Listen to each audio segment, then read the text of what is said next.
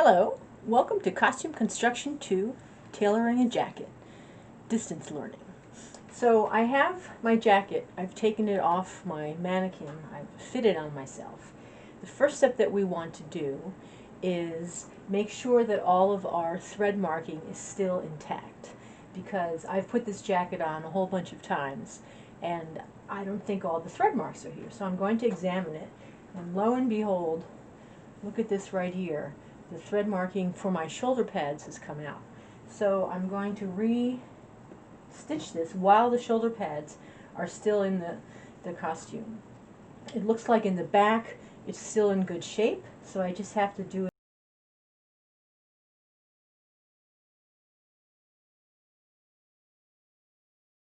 Now remember, you want to thread mark the front and the back pieces separately, because once you take out your basted shoulder seam, you don't want to lose the thread marking in either the front or the back as you tear apart the seam. So here's the shoulder pad basted into place on one shoulder, and the back is done. And I'm looking at the front, and oh, on this side I don't have any basting. And what I'm doing is I'm feeling where the shoulder pad is with my fingers underneath it, see, like this, and I can feel where it is, and then I can just thread mark along the fabric side, making sure, of course, not to catch the actual shoulder pad. So the thread mark is just going to be right along the shoulder pad. So I have the shoulder pads thread marked front and back on here also. Now, before I take this apart, I want to look at my armhole seams. I just want to confirm that my thread marked sleeve and my thread marked armhole are in fact all synchronous and lined up. I've put a couple of notches in here too, which I've Tailor tacked, just so that I have a reference in putting the sleeve back together. So what I've noticed in my sleeve, I have lopsided arms, but in the good side, I've noticed that, I don't know if you can see this, my armhole has changed.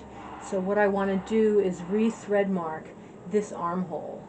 When I'm cutting out the lining material, I have to make sure that I have enough seam allowance to accommodate any changes made on the fashion fabric to the prior thread marked correct sleeve.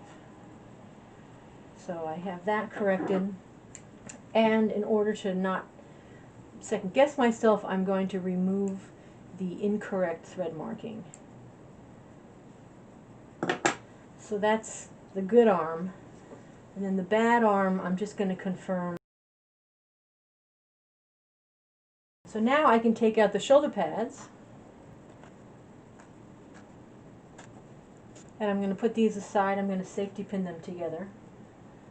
So if I lose one, I lose them both. Ha ha ha.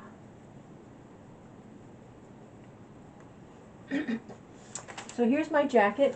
It fits and it's thread marked. Before I remove the sleeves, I just want to make sure that I have notches. I'm just going to go and make a few Tailor tacks. So that means I make a tiny tack right next to the seam on the bodice, and then without cutting the thread, I make another tiny tack, but I leave a little loop. See, I leave a little loop like that. Take my second back stitch, and then I snip that loop halfway, and I snip the thread by the needle, and voila, I have two Tailor tacks. So I have that one here. I'm assuming I have that lined up. Good. So I can remove this. And again, my basting I did with a different color so that I'm not snipping away the thread marks. I'm snipping away the basting.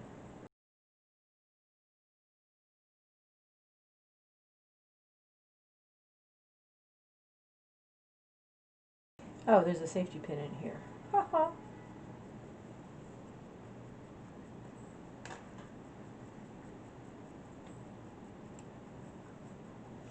Okay, so my two sleeves, these have been stitched permanently, and the new hems, they've been measured, adjusted, and repinned. So these sleeves are ready to go when we get to that point.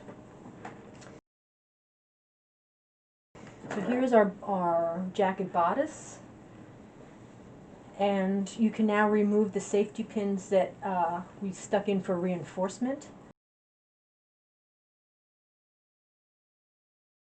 And we can open up the basting on the side seams.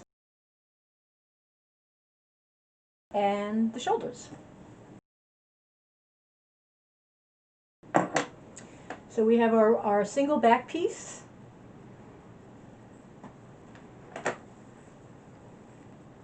And then we have our one front. And we have our other front. So now we're going to start preparing our fronts by adding horsehair to the fronts. And this is going to be done through basting.